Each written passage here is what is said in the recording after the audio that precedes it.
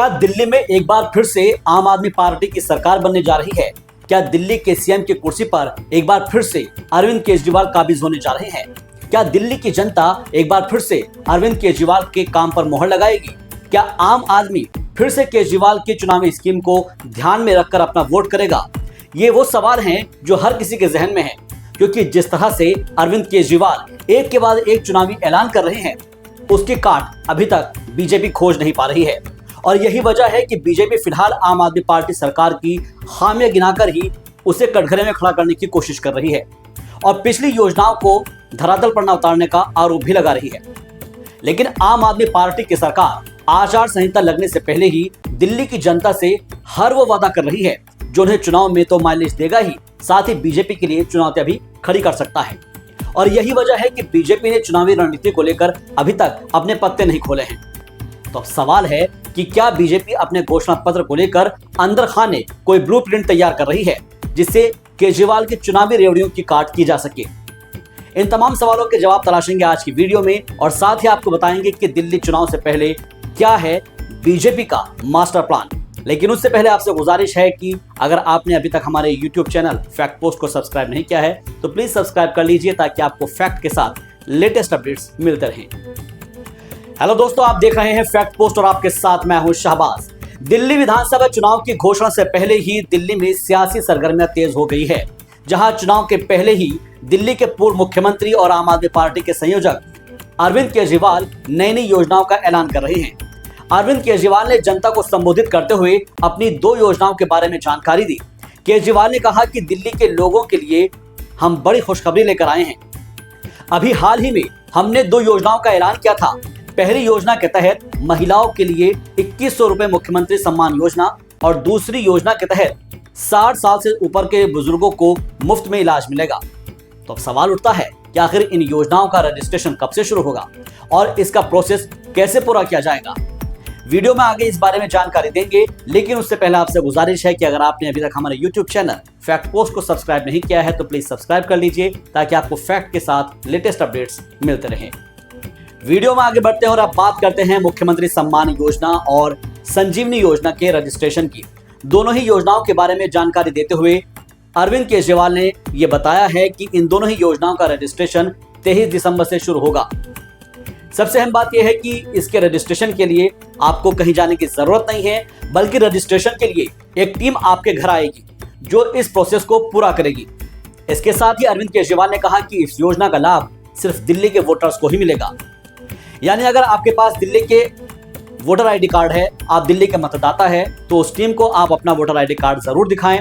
और अगर आपका नाम वोटर लिस्ट से कट गया है तो केजरीवाल की वो टीम आपके घर पर जाएगी और उसे जुड़वाने के लिए कोशिश करेगी।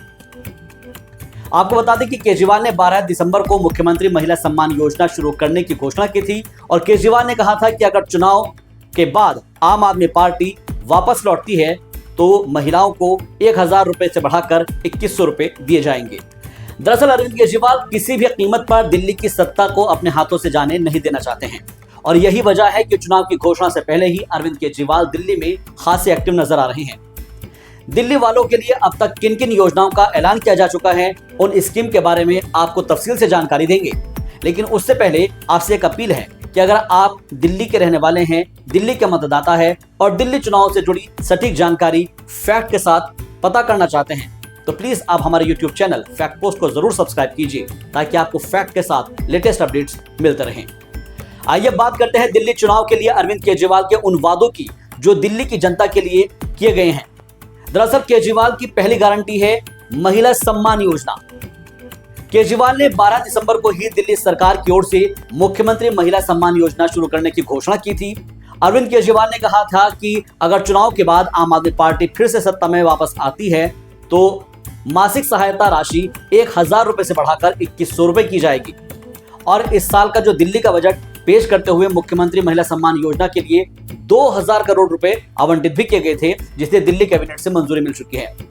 इस योजना के तहत दिल्ली के 18 साल से ज्यादा उम्र के सभी पात्र महिलाओं को हर महीने 1000 रुपए देने का प्रस्ताव इसमें शामिल था और जिसकी शर्त यह है कि ये पात्र महिला दिल्ली की मतदाता होनी चाहिए, सरकारी नौकरी ना करती हो और उसे पेंशन ना मिलती हो और साथ ही साथ वो GST या इनकम टैक्स के दायरे में ना आती हो। लेकिन अब उस राशि को बढ़ाकर 1000 से 2100 रुपए कर दिया गया है। जो ये फैसला किया गया है वो आम आदमी पार्टी ने महिला वोटर्स को ध्यान में रखते हुए किया है। केजरीवाल की दूसरी गारंटी है संजीवनी योजना। इस योजना का ऐलान अरविंद केजरीवाल ने 18 दिसंबर को किया था।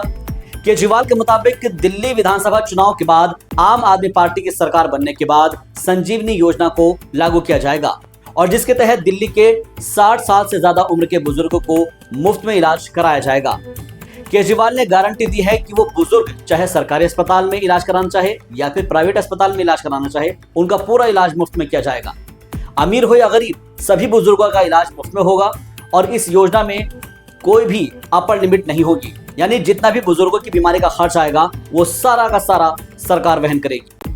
अरविंद केजरीवाल की तीसरी गारंटी है ऑटो चालकों के लिए, जिसके तहत ऑटो चालकों से 5 वादे किए गए हैं, जिसमें हर चालक का 10 लाख रुपए तक का जीवन बीमा और 5 लाख तक का एक्सीडेंट इंश्योरेंस शामिल है।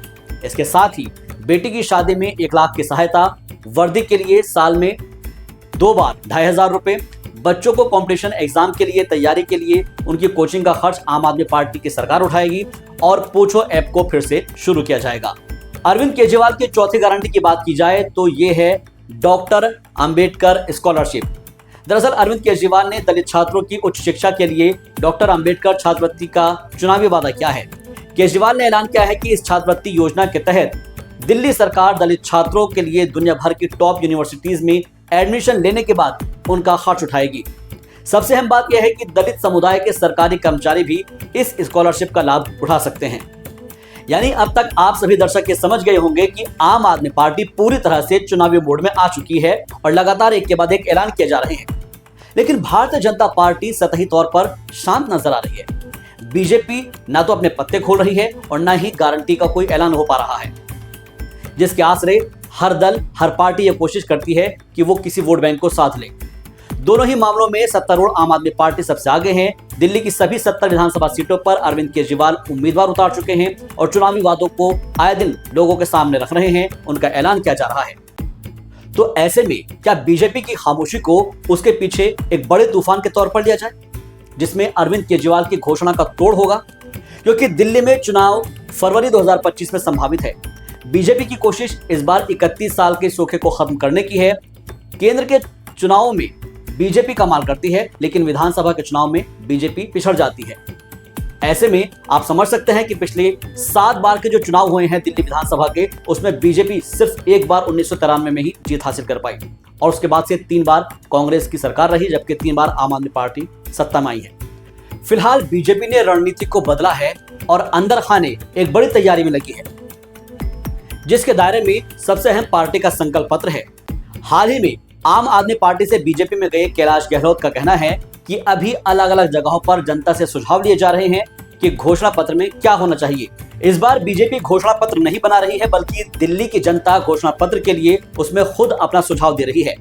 कैलाश गहलोत का कहना है कि बहुत जल्द दिल्ली वालों के सामने एक बहुत अच्छा घोषणा पत्र पेश किया जाएगा। तो ऐसा में सवाल है कि आखिर कब तक बीजेपी भी आम आदमी पार्टी की तरह दिल्ली की जनता को लुभाने के लिए रेवड़ी बांटने का ऐलान करेगी। वैसे आपको क्या लगता है, क्या चुनावी वादों के जरिए एक बार फिर से आम आदमी पार्टी दिल्ली की सत्ता पर काबिज होगी या फिर बीजेपी का 31 साल का सोखा खत्म हो पाएगा? और सबसे अहम सवाल तो ये है कि क्या कांग्रेस पार्टी आम आदमी पार्टी के लिए परेशानी का सबक तो नहीं बन जाएगी? आप अपना जवाब हमें कमेंट बॉक्स में कमेंट करके बताइए और साथ ही कमेंट बॉक्स में ये भी बताइए कि अभी तक आप दिल्ली वालों को केजरीवाल की कौन सी स्कीम सबसे ज्यादा पसंद आई है। हमें आपके जवाब का इंतजार रहेगा। अगली वीडियो में फिर किसी टॉपिक पर आपसे होगी बात। तब तक के लिए रखिए अपना बहुत ख्याल। देखते रहिए फैक्ट पोस्ट।